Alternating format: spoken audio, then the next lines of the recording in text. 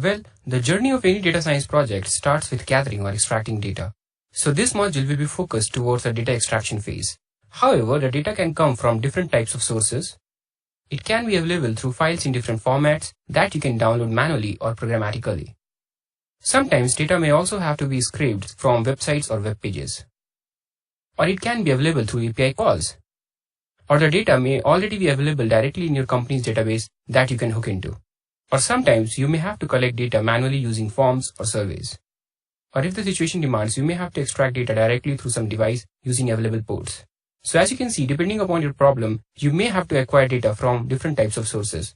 Even though the types of data sources can be a huge list, we will look at some most common types of data acquisition tasks in this module that you can typically face in your data science journey.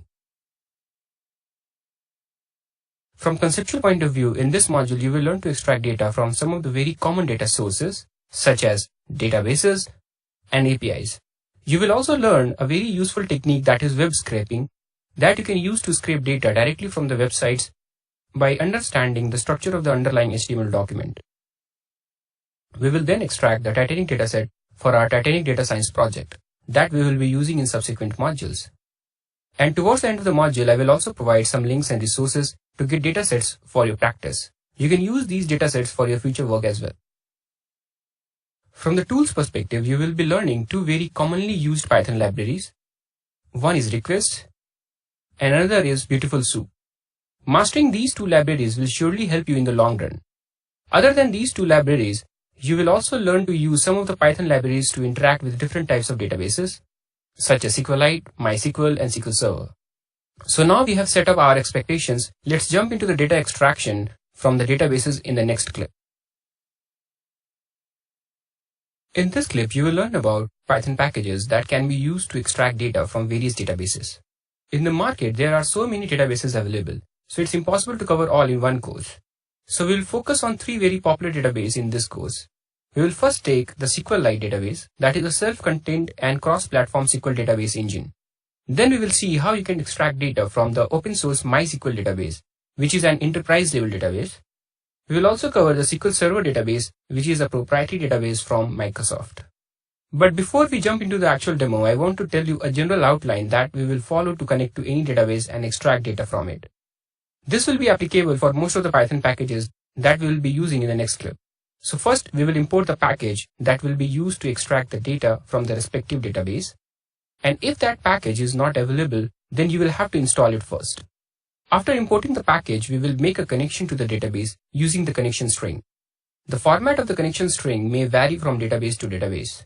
Then we will create a cursor that will be used to read data from the database. Then we will execute the query, and then we can fetch the query results and iterate over it. And finally, the connection will be closed. So now you have understood the general code outline. Let's see it in action in the next clip.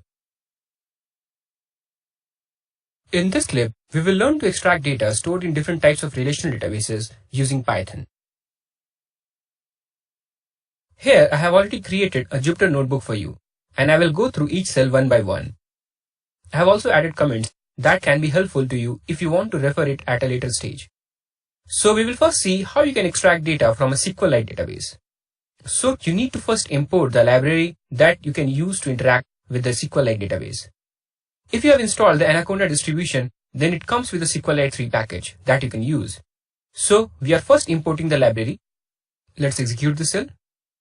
Then to make a connection to a SQLite database, you can use the connect method. In the connect method, you can pass the database name. Here the SQLite 3 will try to find a database in a local folder, and if it is not available there, then it will create a new database in the local folder. And if you want to close the connection, then you can use the close method on the connection object. So let's see if you are able to connect to the database. Execute the cell, and it is successful. Now let's see how we can query a SQLite database table. But sadly, we do not have any table. We have just created the database. So let's create the table first and insert a bunch of rows in the table so that we can later retrieve them. So steps are very straightforward to accomplish these goals. First, we create a connection. Then we create a cursor. Then you execute a SQL statement using the cursor object. Here we are using the SQL create table statement to create the table. Here in this example, we are creating a table named as classroom that contains student ID, student name, gender, and marks obtained in 3 subjects. And after the execute statement, we are also using the commit function to commit all the changes. And finally, we are closing the connection. So let's execute the cell. So now we have a database with the table. Now let's fill up this table with few rows so that we can extract them later. So in the next cell, we are creating a list of tuples where each tuple contains values for each row of the table. Next, we are using our standard approach, creating a connection first, then creating a cursor object. Then we are iterating over all the elements of the list using a for loop and creating the insert statements for each row. And once the insert statement is ready, we are executing that statement. And then after the for loop, we are committing all the changes, and finally we are closing the connection. So let's execute this cell. So now all the rows are inserted in the database table. So now we have a database table with some values in it. So we can extract some data from that. So let's see how we can do that. Well, again, the process is quite straightforward. Create the connection, create cursor, create a query string, and then execute the query. Here, we are using a very simple query to select all rows from the classroom table. Next, in order to fetch all rows from the cursor object, we are using the fetch all command. And once we have the results with us, we are printing the results one row at a time with the help of the for loop. And finally, we are closing our connection to the database. So let's execute this cell to see if we are able to get rows from the database. And here we have our results. So as you can see, it is very easy to extract data from a SQLite database. If you already have some database, then all you have to do is to write a query statement and then use it to fetch results. So now you have learned how to get data from a SQLite database. Let's see how you can use the exact same approach to extract data from other relational databases. And we'll start with the MySQL database. To work on the MySQL database, you can use the PyMySQL package. Well, by default, this package will not be available in the Anaconda distribution.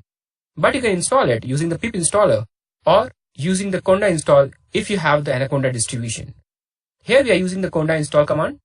So we can run the shell command conda install PyMySQL as shown here. We have also used two switch options, -y to accept the installation and -q to do the installation without spitting out too many intermediate outputs. So let's run it. So now we have installed the package. So let's import this library. Now let's connect to a MySQL database. So in order to demonstrate the extraction part from a MySQL database, I have created a MySQL database instance on Amazon AWS. Cloud services like Amazon AWS or Microsoft Azure makes it really easy to set up these databases. And you can set a full-fledged database just using few clicks. So here is the endpoint for the MySQL database instance, and we will be using this endpoint to connect to this database. So coming back to the Jupyter Notebook, here you can see we have used the endpoint as the host. We have also added the username and the password, and the database name that we created in the MySQL database instance is ClassroomDB.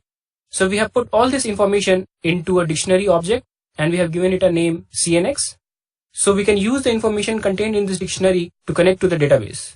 And here is the line to connect to the database. I will not go through each line here because it is almost the same code as before, only the way we are connecting to the database has been changed.